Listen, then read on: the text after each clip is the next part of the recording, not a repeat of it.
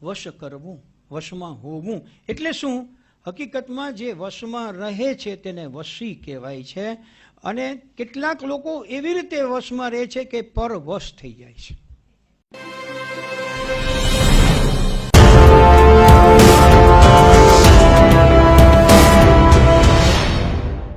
આપણે આવ્યા છીએ 13મા શ્લોક ઉપર. બહુ મહત્વનો શ્લોક છે. જીવાત્મા અને શિવાત્માની વાત છે અને વેરી ઇન્ટરેસ્ટિંગ છે.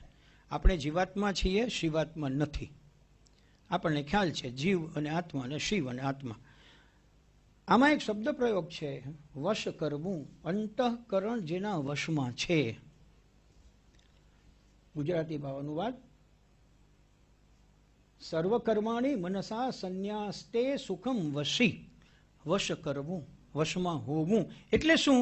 હકીકતમાં જે વશમાં રહે છે તેને વશી કહેવાય છે. અને કેટલાક લોકો એવી રીતે વશમાં રહે છે કે પરવશ થઈ જાય છે. દે આર ડિપેન્ડન્ટ અપોન અધર. એટલે વશ કરવું એ શબ્દ પ્રયોગ બહુ મહત્વનો છે.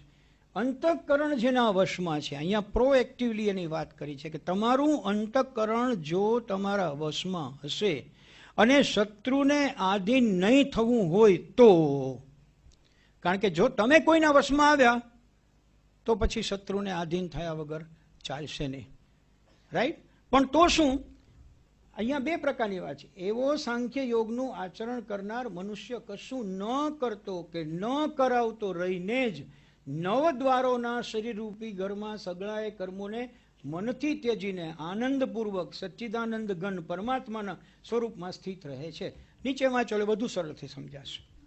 સૌ કર્મો મનથી છોડી સુખે આત્મવશી રહે. નવદ્વાર પૂરે દેહી ના કરે કારવે કહી.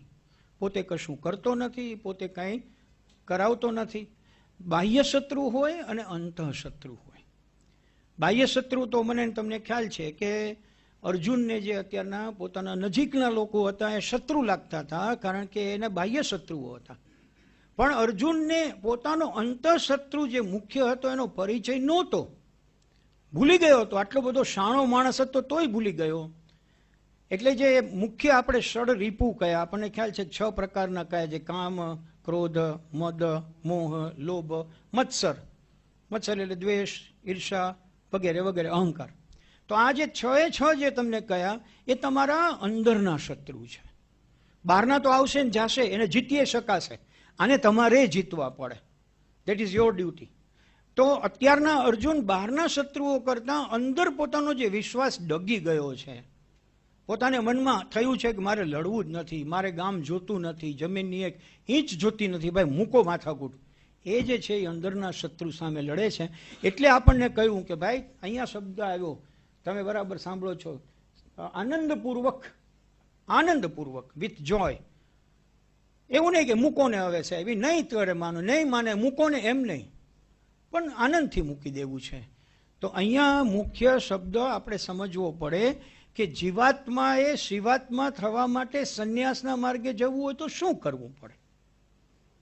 સંન્યાસ કર્મયોગ કયો છે એનો અર્થ એવો છે કે ન્યાસ એટલે નિધિ અથવા ખજાનો, પટારો આપણે જેને કહીએ કે ન્યાસ એટલે નિધિ, અને સંન્યાસ એટલે સારી રીતે ભેગો કરેલો નિધિ, સારી રીતે ભેગો કરેલો ખજાનો. પણ શેનો ખજાનો? હું અહીંયા 5 પ્રકારના સંન્યાસના જે અર્થો આપ્યા છે સ્વામી શ્રી તદાત્માનંદજીએ કોટ કરવાનું પસંદ કરું. પહેલું એ કહે છે કે સંન્યાસ એટલે ઇનએક્શન, નિષ્ક્રિયતા અથવા અકર્મણ્યતા. આ પેલો સંન્યાસ.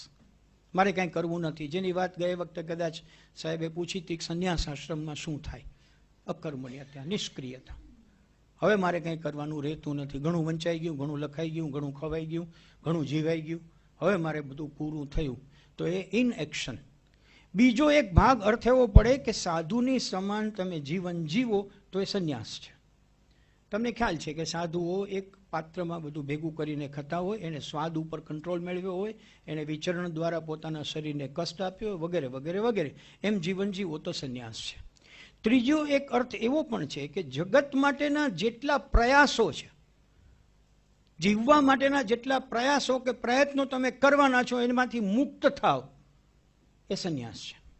આઈ will not specially try for this. ઈશ્વરની ઈચ્છા હશે અને મને આવીને મળશે તો હું એનો સ્વીકાર કરીશ, પણ એના માટે હું ટ્રાય નહીં કરું. મારી પાસે 10 કરોડ છે, હવે 10ના 20 કરવા માટે હું પ્રયાસ નહીં કરું. એવી રીતે રોકાણ કરીને એસઆઈપીમાંથી 10ના 15 કરોડ થાય તો ભલે થતા, આઈ એમ નોટ ધેર. પણ હવે હું કોઈ એવું નહીં કાર્ય કરું, કારણ કે જગતના વિશિષ્ટ પ્રયોગો જે તમારે કરવા પડે, પ્રયત્નો કરવા પડે, પ્રયાસો કરવા પડે, એમાંથી પરિણામ મેળવો. ચોથો પ્રકાર છે જગતના જે પરિણામો તમને મળે છે એમાંથી મુક્તિ મેળવો. આ સંન્યાસ છે. મેં શરૂઆતમાં થોડીક વાત કરી એની.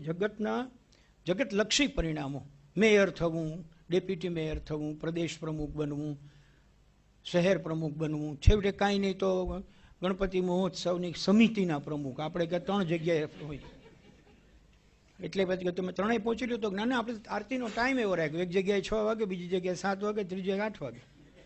એ કેમ? તો કે આપણે સાહેબ પ્રમુખ એટલે જવું તો પડે જ ને. આ પરિણામ ના, એમાંથી મુક્ત થવાનું કરે. અને છેલ્લામાં છેલ્લો છે એ આત્મસ્થ થવું.